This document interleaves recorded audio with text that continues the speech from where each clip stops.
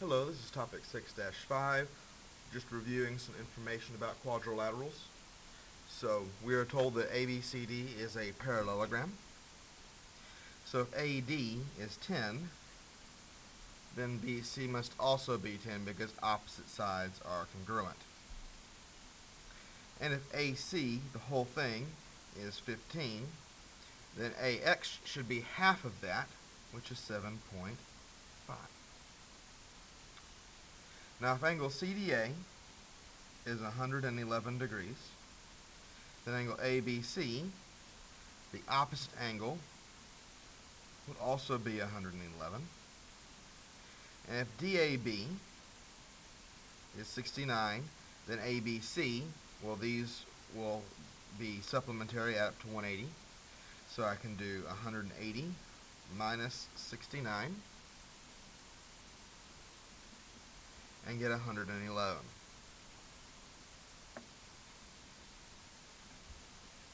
Just basic stuff about some parallelograms. Let's move on. I'm given this picture. I need to find the rest. Well, opposite angles will be congruent because all of these are parallelograms. So that means y must also be 58. And then these will be supplementary. So 180 minus 58 would be 122. So that's going to be z. And it's also going to be x. Now over here we're looking at this. The 98 and the z are opposite, so that means that z must be 98. The 32 and this y, those are alternate interior angles, so y must be 32. And now to find x, it's going to be a little more complicated. This is 180 degrees. I already know that z is 98, and I have that 32. So if I do 180 minus 98, I get 82. And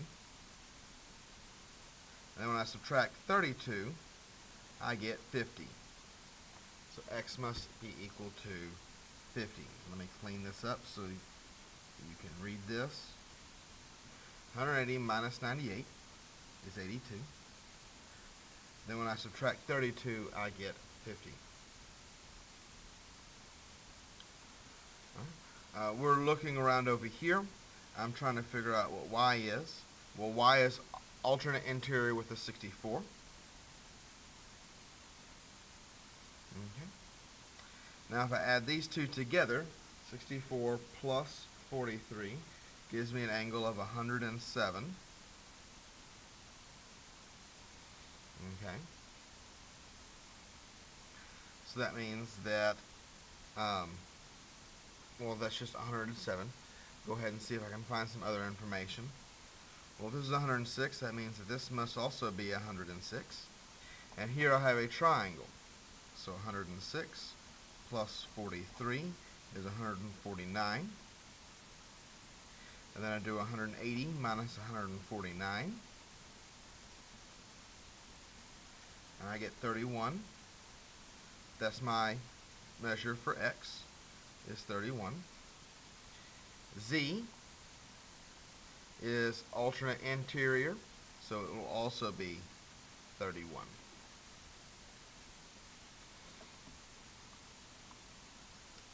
Let's go ahead and move on to example number 3. Alright, so we want to guarantee that this is a parallelogram. So we're just going to assume that it's a parallelogram, which means that these two must be the same. So 56 must equal 4x. And when I divide both sides by 4, I get that x must equal 14. Now to get y, I need to make sure that this adds up to 180. So 56 plus 3y plus 16 must equal 180. 56 plus 16 makes 72. So 3y plus 72 must equal 180. Now I'm going to subtract 72. and I get that 3y must equal 108. Divide both sides by 3, and I get that y equals 36. Again, please feel free to stop and rewind if I'm moving too quickly for you. All I'm doing is setting up the problems and then using basic algebra to solve them. Let's go ahead and move on to our second page. So that was all parallelograms. Now we're getting on to rectangles. So PS would be 6x minus 4. GI is 28. And because this is a rectangle, that means that my diagonals are equal. So 6x minus 4 times 2 should give me 28. Well, that means that 12x minus 8 would equal 28. I add 8 to both sides, and I get that 12x equals 36. Divide both sides by 12, and I get that x equals 3. And it wanted x, so I'm good. Now this is a rhombus. They said that angle 3 is 6x plus 16. 4 is 8x. And we want to find out what x is. Well, because this is a rhombus, that means that all of my angles are bisected. Which means that 6x plus 16 must equal 8x. Subtract 6x from both sides. I get that 16 equals 2x.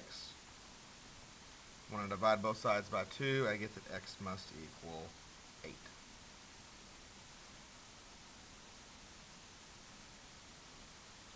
Well, quad is a square, and QSU, because it's a square, that's a part of that's in the rhombus family, and a rhombus has right angles in the center, so QSU must equal 90 degrees.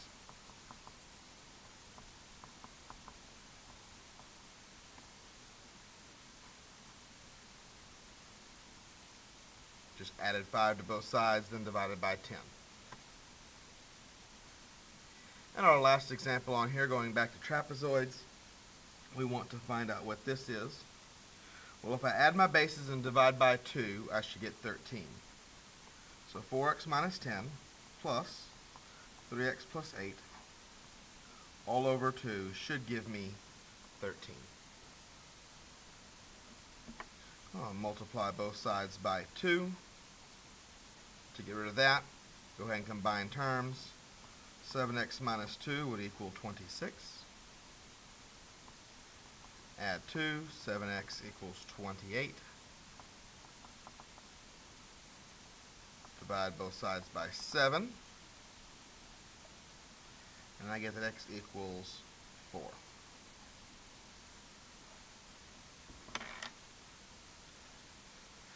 And there we have it. Now, I know I went through this video rather quickly. It's because it's just a review of the previous 4 videos. So if you need more help in a particular type of shape, please go back and watch those. I move a little bit slower, and I cover all the rules, not just 1 or 2 for each shape. Good luck on your assignment. Have a good day.